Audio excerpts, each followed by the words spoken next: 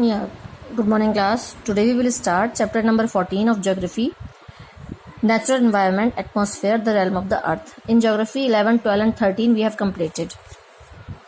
Air is essential for all forms of life. Without air, the Earth would have been a lifeless planet. The Earth, by far the only planet in solar system where life is found. हमारी जो अर्थ है वही एक ऐसा planet है जहाँ पर life पाई जाती है, यानी कि जहाँ पर जीवन है. A protective layer of gases surrounded the earth known as atmosphere. Atmosphere क्या है? एक गैसेस की ऐसी लेयर जो चारों तरफ से अर्थ को जिससे ढका हुआ है, that is called atmosphere. It makes life possible on the earth. The atmosphere stretches above the earth to height of approximately 10,000 km. Though the effective atmosphere lies up to some 500 km and then merges into outer space. The atmosphere is held by gravity. जो atmosphere है वो कैसे control होता है? वो gravity से control होता है.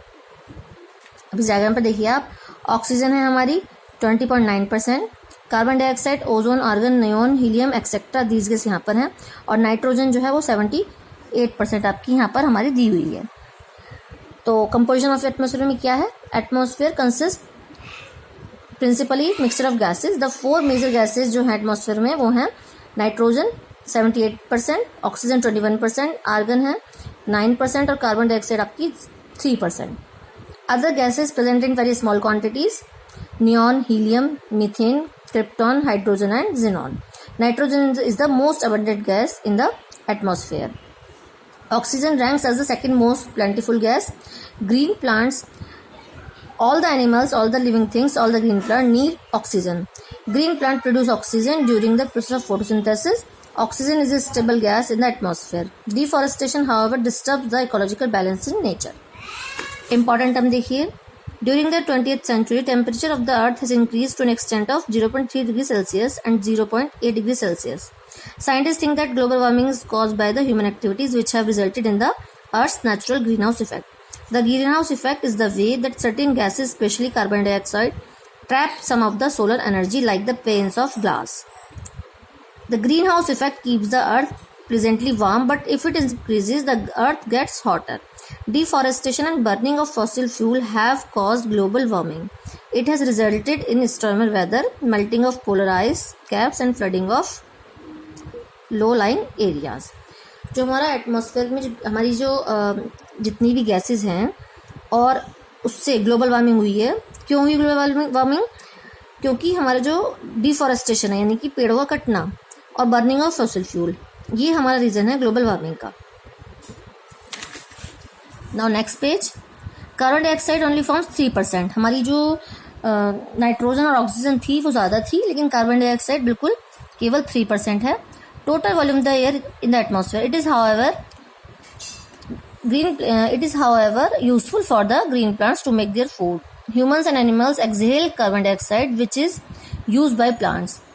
Plants inhale carbon dioxide and human and animal exhale, यानी कि प्लांट्स को सांस लेते वक्त रिस्पिरेटरी प्रोसेस में कार्बन डाइऑक्साइड को छोड़ते हैं और human and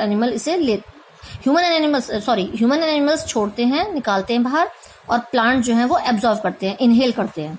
Thus there exists a perfect balance of carbon dioxide in nature. This balance is upset by man. Excessive felling of trees and burning of fossil fuel add a huge amount of carbon dioxide to the atmosphere. The increase in the volume of carbon dioxide in the air raises temperature on the Earth's surface. This phenomena is known as global warming. क्या है global warming? The felling of trees, burning of fossil fuel add a huge amount of carbon dioxide to the atmosphere. The increase in the volume of carbon dioxide में increase होना raises temperature, अर्थ पर temperature को बढ़ाता है, जिससे जो होती है ग्लोबल वार्मिंग होती है. Neon, helium, krypton, argon, hydrogen and ozone are the other gases of atmosphere. Though present in the very small quantities also, ozone gas is very important for us because it protects us from harmful ultraviolet rays of the sun. It acts like an umbrella and protects life on the earth. Water vapor is also present in the atmosphere in small quantity. It plays a very important role in the climate. Due to its presence only we get rainfall and snowfall. Water vapour की वजह से ही हम rainfall और यहाँ पर rainfall और snowfall होता है. इस डायग्राम को आपको देखिए. अब ये डायग्राम हमें बताया है कि कौन कौन सी स्फीयर्स हैं अर्थ की. स्ट्रक्चर ऑफ एटमॉस्फेयर में कौन कौन सी लेयर्स हैं, तो ये सब इस डायग्राम में बताया गया है. नेक्स्ट क्लास में आपको हम स्टार्ट करेंगे स्ट्रक्चर ऑफ एटमॉस्फेयर।